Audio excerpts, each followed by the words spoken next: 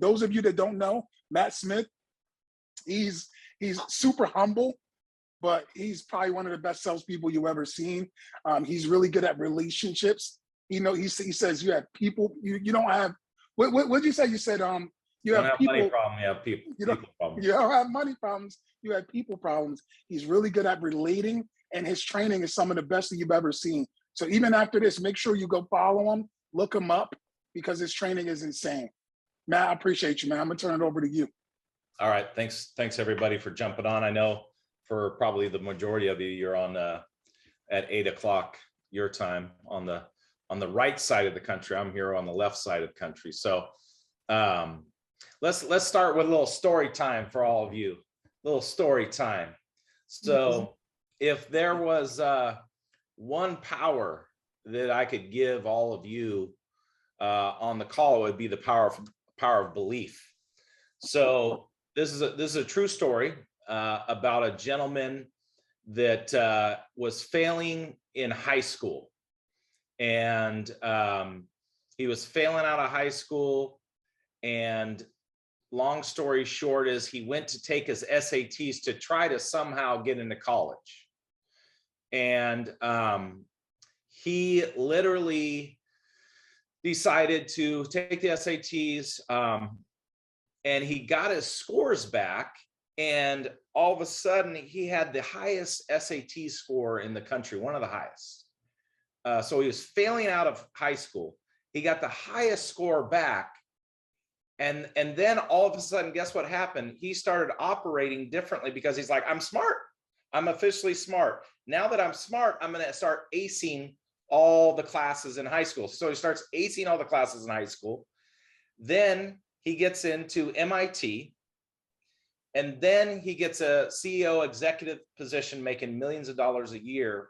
Come to find out, after he gets out of college, he gets a letter letting him know that roughly there's 14 scores a year, only 14 scores a year that get misrepresented and mixed up for SATs.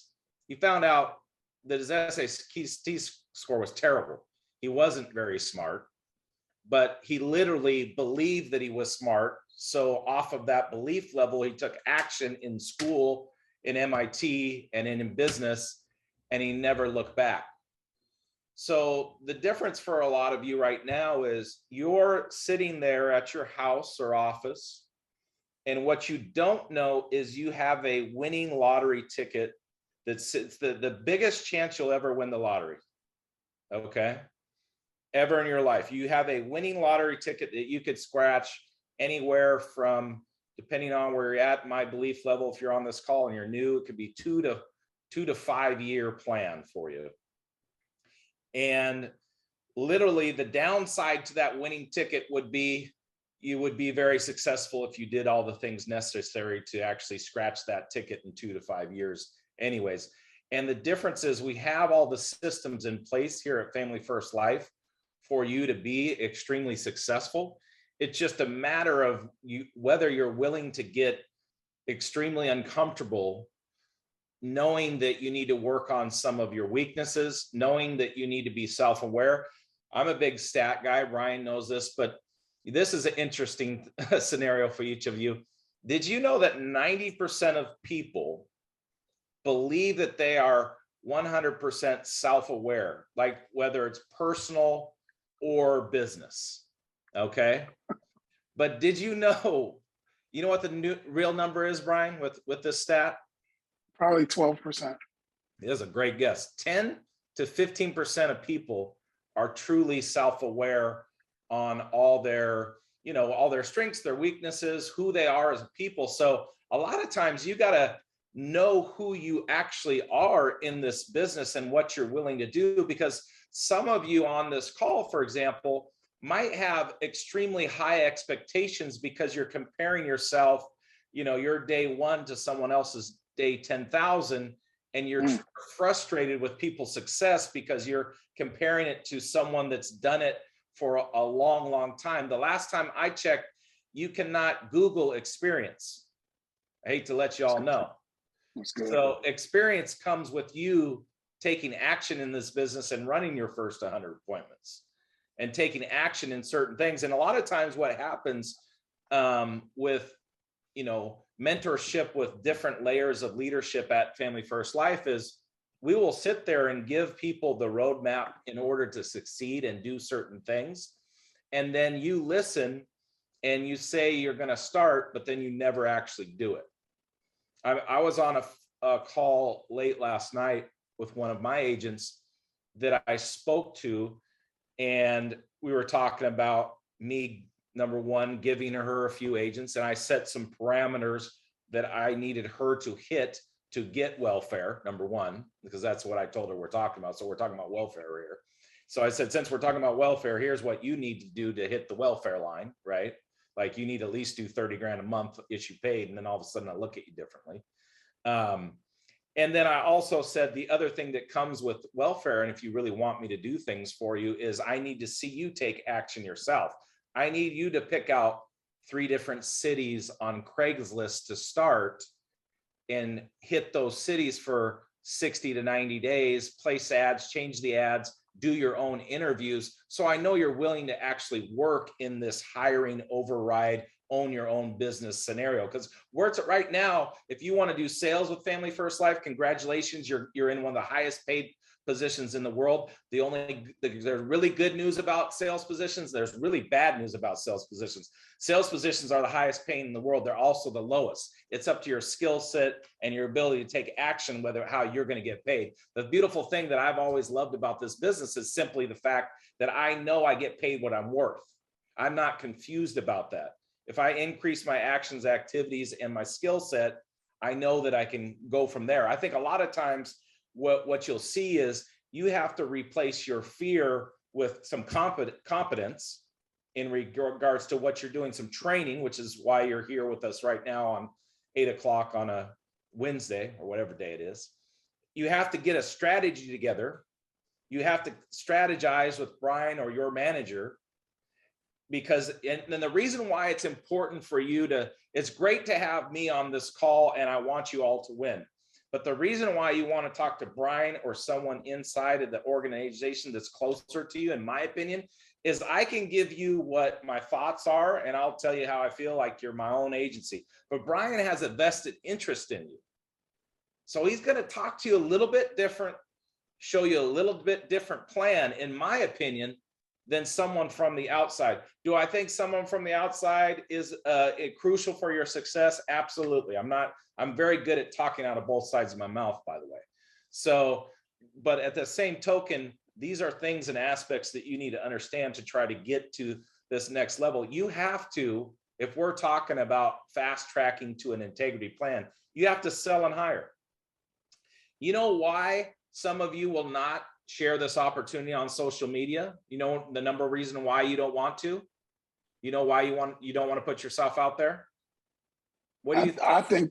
What do you think the number one reason why people don't want to share this opportunity is, Brian? Do you want me to answer it or someone else? Yeah, anybody, I don't care. I would say that they have a fear of being judged.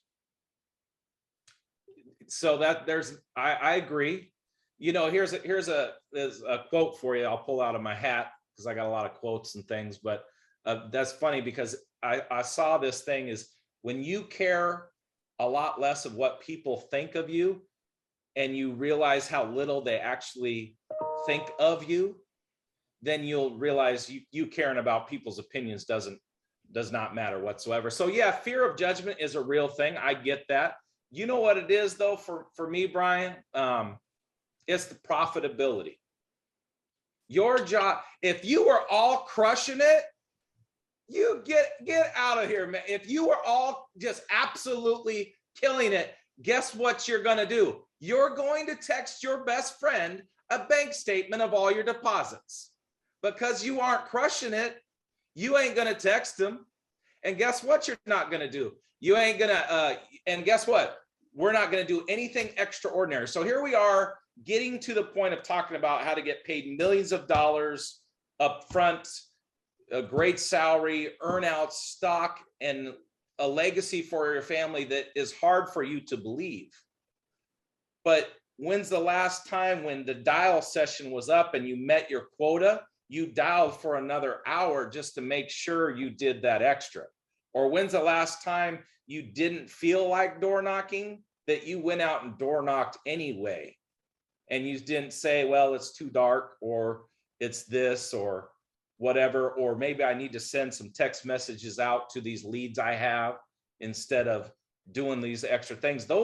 These are, by the way, that's nothing special. Those are actual requirements of success.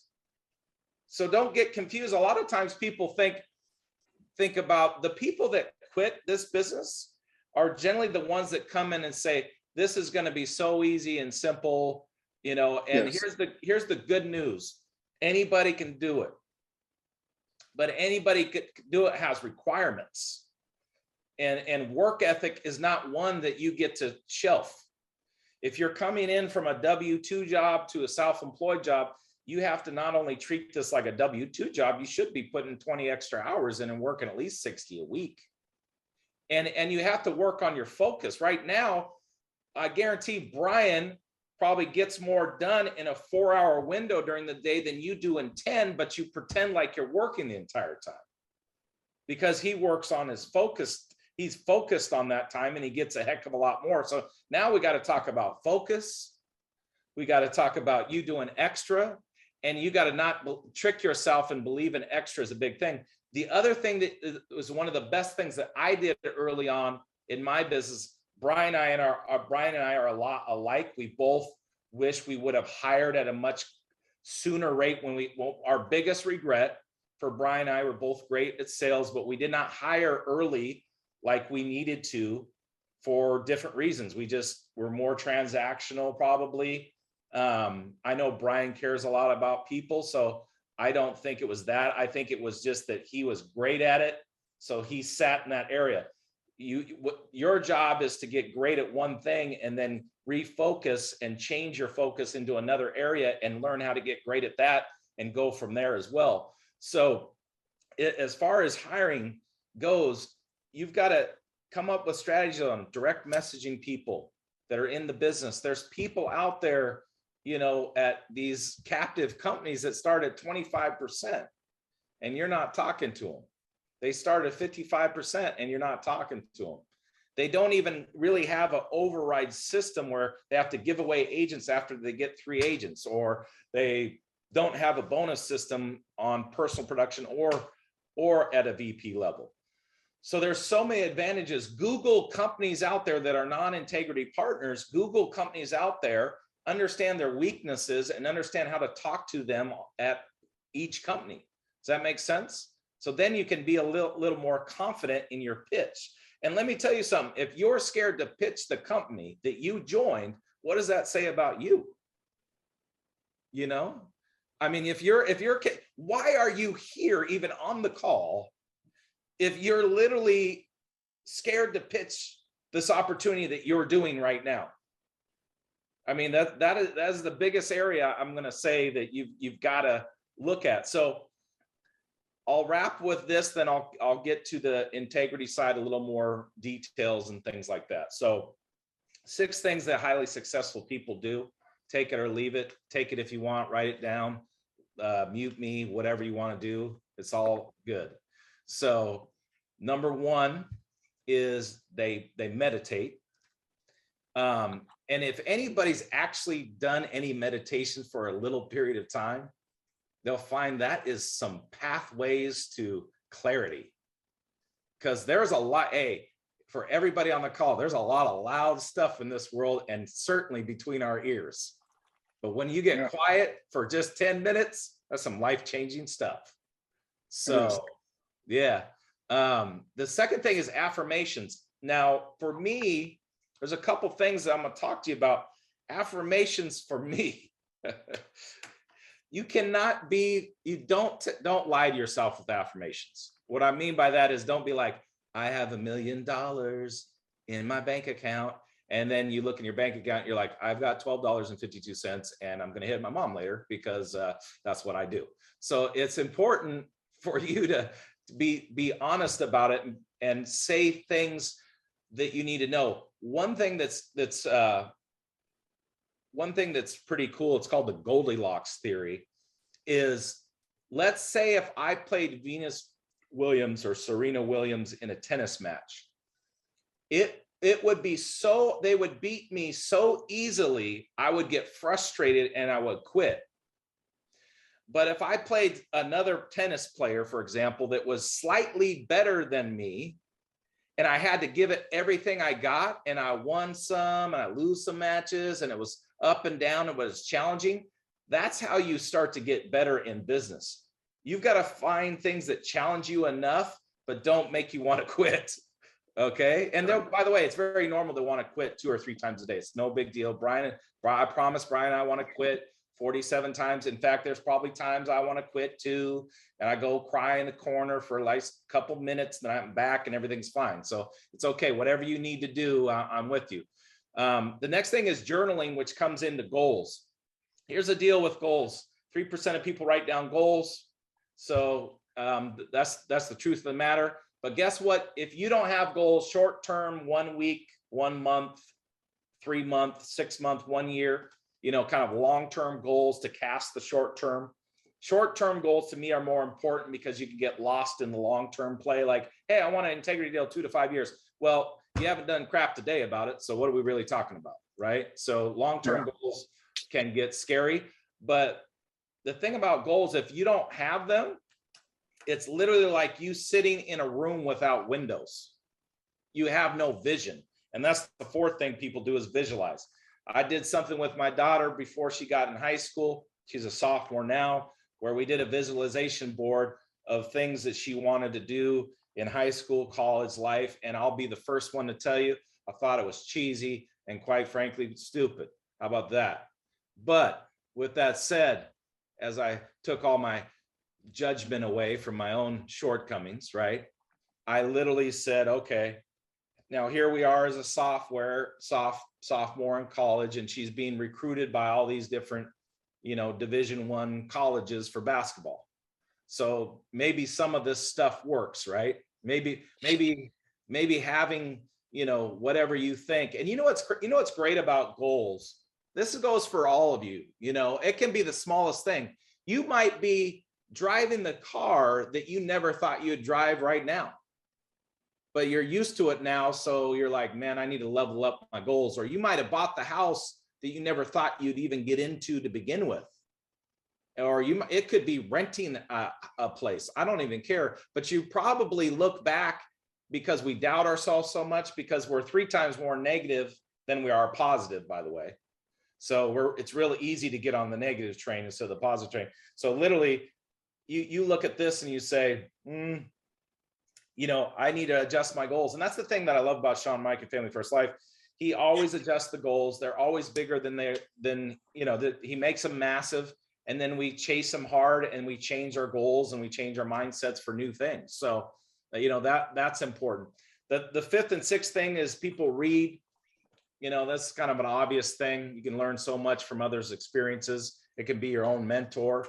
And then people exercise. I think exercise is, Brian's a big proponent of that. I know. I think exercise is important.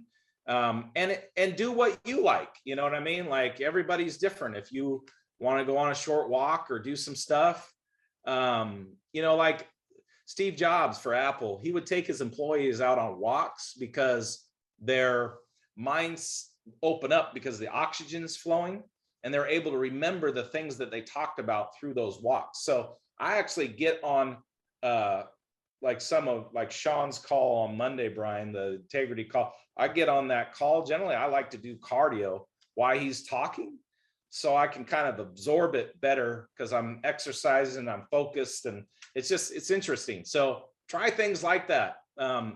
Absorb some training while you're walking on a treadmill or at the gym or walking outside, or, you could get on a YouTube channel and listen to a 30-minute scenario of Inside the Sales or, whatever you want to.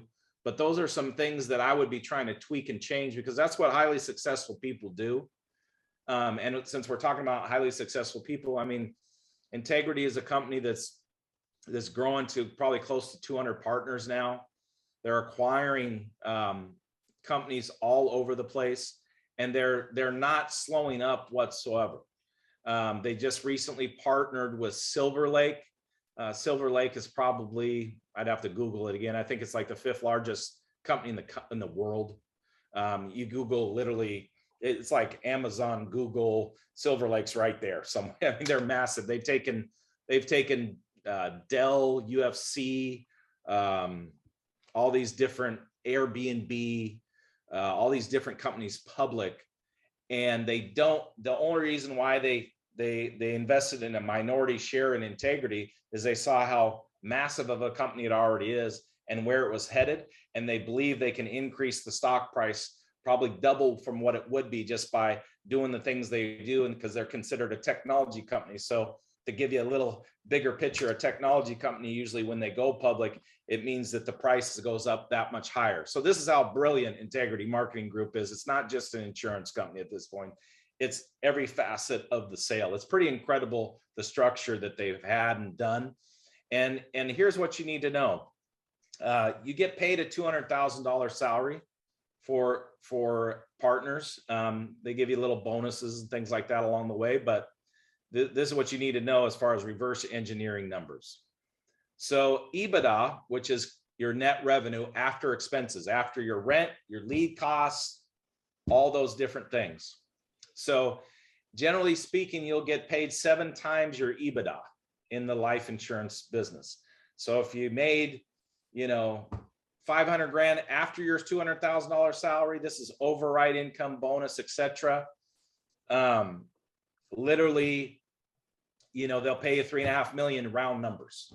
And that 3.5 million can be broken up into earnouts. The earnouts can be higher. The earnouts are, you give us target goals of growth and we'll pay you more money.